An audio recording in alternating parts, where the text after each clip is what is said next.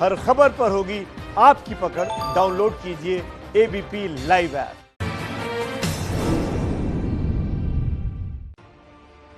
नमस्कार, मैं हूं सुमित अवस्थी और आप देख रहे हैं एबीपी न्यूज पर अपना फेवरेट शो भारत की बात। और भारत की बात में आज बात भारत की बड़ी जीत की, और जीत ऐसी हुई कि चीन अब एलएसी से पीछे हटने लगा है। चीन की सेना, उसकी तोप, उसके हथियार सब पीछे की ओर जाने लगे हैं। 72 घंटे में चीन का बंदोबस्त हो गया। 72 घंटे यानी 3 दिन पहले प्रधानमंत्री मोदी ने लेह से ललकारा था और आज से उसका असर भी अब दिखने लगा है। बात इसी पर विस्तार से। चीन पिछले 3 महीने से एलएसी के पास गलवान घाटी में तंबू गाड़ कर बैठा था, मगर तमाम कमांडर्स की बैठकों के बाद पीछे नहीं जा रहा था। लेकिन प्रधानमंत्री मोदी थोड़ा सा चलकर लेह तक क्या गए, चीन पीछे जाने को तैयार हो गया। लेह से सख्त संदेश दिया गया तो दिल्ली से एनएसए अजीत डोभाल ने ऐसी घेराबंदी कर दी कि चीन का निकलना मुश्किल हो गया। वैश्विक कूटनीति के चौसर पर ऐसी चालें चली गईं कि चीन चित होने लगा। और वैसे भी प्रधानमंत्री मोदी का प्रण तो आपको याद होगा ही, मैं देश नहीं झुकने दूंगा। सौगंध मुझे इस मिट्टी की, सौगंध मुझे इस मिट्टी की, मैं देश नहीं मिटने दूंगा। भारत माता की वंदे वंदे। मैं देश नहीं रुकने दूंगा। मैं देश नहीं झुकने दूंगा। अब जाकर जो है जानकारी मिल रही है कि रविवार को जो चीनी सैनिक हैं उन्होंने अपने कैंप पीछे कर लिए हैं। मेरा वचन है, मेरा वचन है भारत मां को, मेरा वचन है भारत मां को, तेरा शीश झुकने नहीं दूंगा। 3 तारीख को 3 जुलाई को प्रधानमंत्री नरेंद्र मोदी जो लेह लद्दाख के दौरे पर आए थे, उन्होंने जो ललकार दी थी चीन को यहां से, उसका भी एक बड़ा कारण माना जा रहा है कि चीनी सेना डिसएंगेजमेंट के लिए तैयार थी। मेरे साथ पूरी ताकत से बोलिए, भारत माता की, भारत माता की, भारत माता की। सौगंध मुझे इस मिट्टी की, मैं देश नहीं मिटने दूंगा। देश न झुकने देने का वादा था और वादे को बरकरार रखा। इरादों में धार रखा, सेना के हौसलों पर एतबार रखा और यकीनन इन सब ने मिलकर काम कर दिया। चीनी सेना के एलएसी से पीछे जाने का इंतजाम कर दिया। देखो चीनी वाले डर के भाग रहे।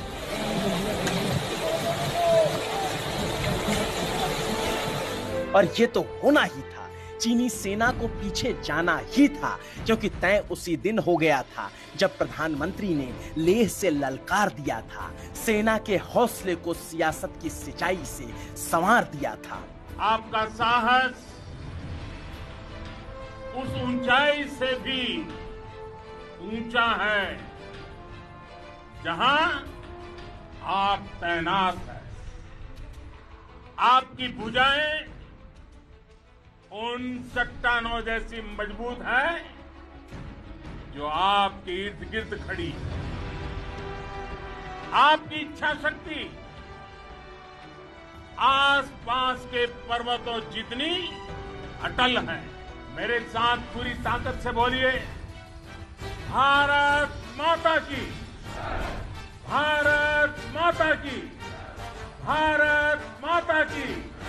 वंदे वंदे वंदे। और वंदे मातरम की इस गूंज को बीजिंग पहुंचने में ज्यादा वक्त नहीं लगा। पीएम मोदी के लेह दौरे के 72 घंटे के अंदर चीन का बोरिया बिस्तर समेटने लगा और सुबह से ही खबर आने लग गई कि चीन अब गलवान घाटी में एलएसी पर पीछे जाने लगा है। थोड़ा थोड़ा ही सही, मगर भारत से घबराने लगा है। गलवान घाटी में चीनी सेना ने अपने कैंप 1.5 से 2 किलोमीटर पीछे कर दिए हैं। अब ये माना जा सकता है कि डिसएंगेजमेंट प्रक्रिया शुरू हो गई है। लाइन ऑफ एक्चुअल कंट्रोल यानी यानी LAC पर, जहां पर ये डिसएंगेजमेंट प्रक्रिया शुरू हुई है, जहां पर कैंप पीछे किए हैं चीनी सेना ने। ये ठीक वही जगह है जहां पर गलवान घाटी में 15 और 16 जून की दरमियानी रात भारत और चीन के सैनिकों के बीच में हिंसक झड़प हुई थी, जिसमें भारत के 20 जो सैनिक हैं वो वीरगति को प्राप्त हो गए थे। चीनी सेना को भी बड़ा नुकसान उठाना पड़ा था। उसके बाद 22 जून और फिर 30 जून को दोनों देशों के कोर कमांडर्स के बीच में बैठक हुई, जिसमें इस बात पर सहमति बनी कि दोनों देशों के सैनिकों के बीच में डिसएंगेजमेंट और डी-एस्केलेशन की प्रक्रिया शुरू की जाए। और अब जाकर जो है जानकारी मिल रही है कि रविवार को जो चीनी सैनिक हैं उन्होंने अपने कैंप पीछे कर लिए हैं। और पीछे जाने की प्रक्रिया में सबसे पहले उस सरजमीन को खाली कराया गया जहां 15 जून को खूनी संघर्ष हुआ था, और उस संघर्ष के बाद से ही परिस्थितियां बिगड़ती जा रही थीं। दोनों देशों की सेनाओं की त्योरियां चढ़ती जा रही थीं, और इतने में सख्त संदेश के साथ प्रधानमंत्री मोदी का लेह दौरा भारत को फ्रंट फुट पर ले आया, क्योंकि चीन के लिए इससे बड़ा संदेश और क्या हो सकता था कि शांति से नहीं समझे तो सुदर्शन से भी समझाने में गुरेज नहीं किया जाएगा। हम वो लोग हैं जो बांसुरी धारी कृष्ण की पूजा करते हैं, तो हम वही लोग हैं जो सुदर्शन चक्रधारी कृष्ण को भी आदर्श मान करके चल रहे। और ये सुदर्शन चक्र के चक्रव्यूह का ही कमाल था कि चीन के लोगों को हिंदी भी कायदे से समझ आने लग गई।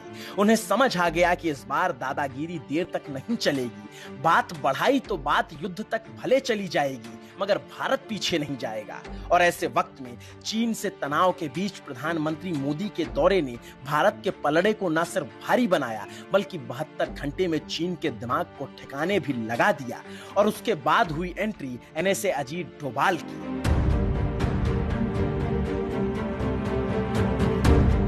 प्रधानमंत्री मोदी के दिशा निर्देश में NSA अजीत डोभाल ने चीन से बात को आगे बढ़ाया, और फिर बात बनने लग गई, क्योंकि 5 जुलाई को भारत चीन के बीच उच्च स्तरीय बैठक हुई। NSA अजीत डोभाल ने अपने चीनी समकक्ष वांग यी से फोन पर बात की। दोनों देशों ने माना कि शांति बनाए रखने के लिए नियंत्रण रेखा को मानना होगा, और शांतिपूर्ण तरीके से दोनों देशों को LAC से सैन्य मौजूदगी को कम करना होगा। मतलब साफ था कि NSA अजीत डोभाल ने एक बार फिर से अपना काम बखूबी से कर दिखाया। उन्होंने चीन को चीन की ही भाषा में कायदे से समझाया, और फिर चीनी विदेश मंत्रालय का भी आधिकारिक बयान आ गया। LAC पर तनाव कम करने का रुझान भी आ गया। Chinese and Indian troops on June the 30th held commander level talks. The two sides continue to work to implement consensus reached at the 2 previous round of talks. Frontline troops taking effective measures to disengage.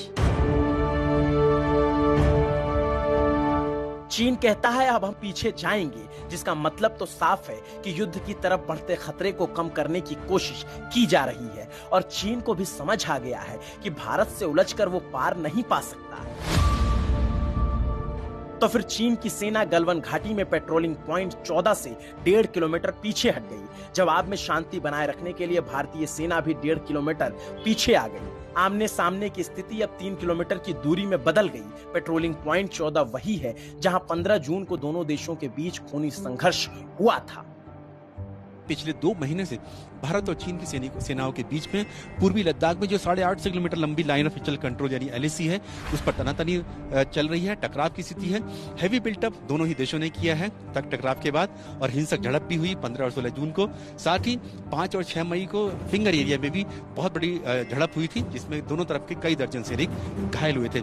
उसी के बाद से टकराव की स्थिति बनी हुई है। लेकिन दोनों देशों के जो कोर कमांडर्स हैं वो शांति बहाली के लिए भी बातचीत कर रहे हैं। 3 जो है बड़ी सैन्य कमांडर्स के बीच में बातचीत हो चुकी है, राजनयिक स्तर पर भी बातचीत हो चुकी है।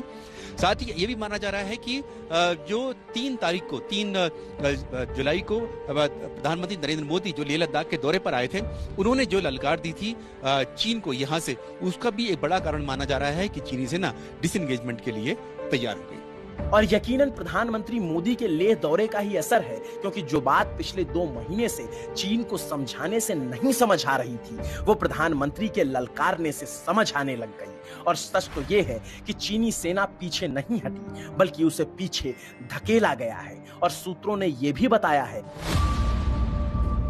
कि एलएसी पर अप्रैल महीने में जैसे पहले स्थिति थी फिर से वैसी स्थिति बनाई जाएगी। चीन ने एलएसी के पास जो भी निर्माण किया था उसे ध्वस्त करेगा।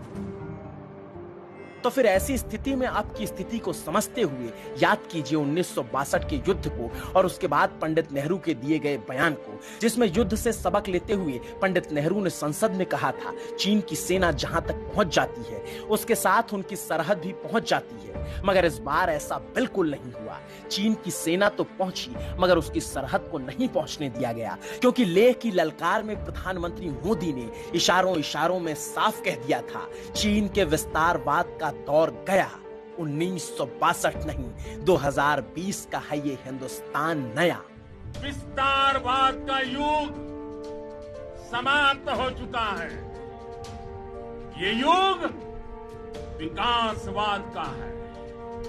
विस्तारवाद की जीत जब किसी पर सवार हो गया है, उसने हमेशा विश्व शांति के सामने खतरा पैदा किया। और साथियों, ये न भूले, इतिहास गवाह है कि ऐसी ताकतें मिट गई हैं या मुड़ने के लिए मजबूर हो गई है।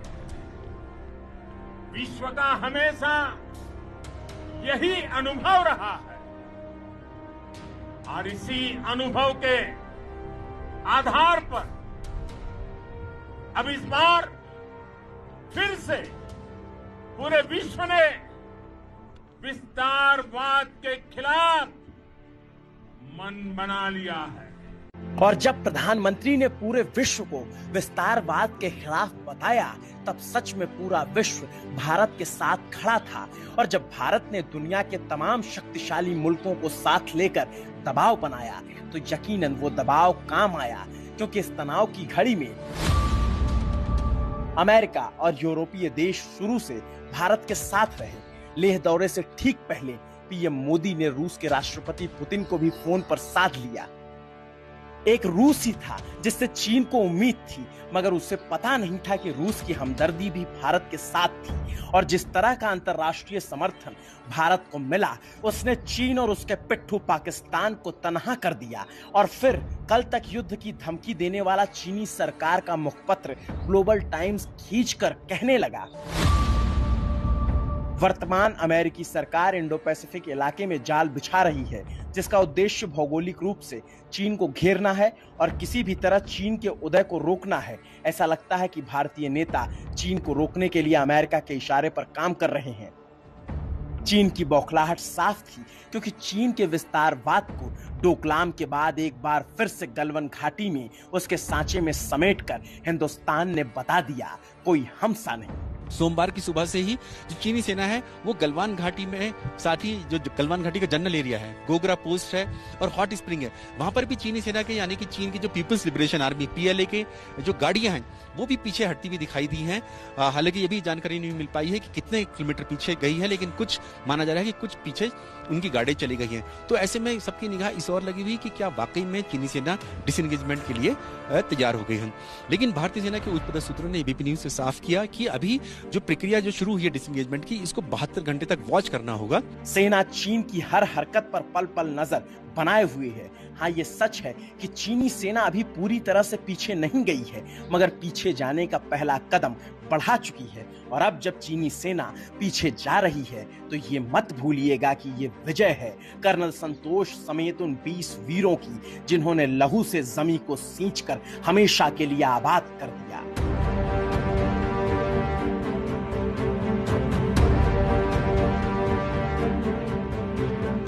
ये विजय है उन वीरों की, जिन्होंने गलवान घाटी के पत्थरों को बिस्तर बना लिया और अपने हौसले को हथियार।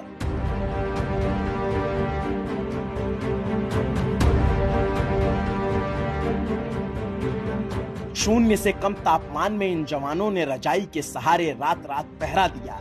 बिस्तर नहीं था तो चट्टानों पर लेटे रहे, मगर 1 इंच भी पीछे हटे नहीं।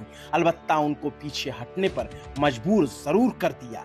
देखो चीनी वाले डर के भाग रहे।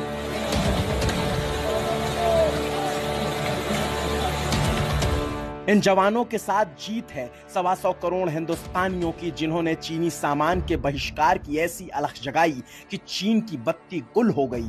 ये जीत है एनएसए अजीत डोभाल के नेतृत्व में गढ़ी गई कूटनीति की, और सबसे बड़ी जीत है सरकार की, जिसने न सिर्फ सही मौके पर सटीक टाइमिंग के साथ आर्थिक बल्कि वैश्विक और सामरिक रूप से भी अपनी ताकत का असल अंदाजा चीन को करवा दिया। मेरे साथ पूरी ताकत से बोलिए, भारत माता की, भारत माता की।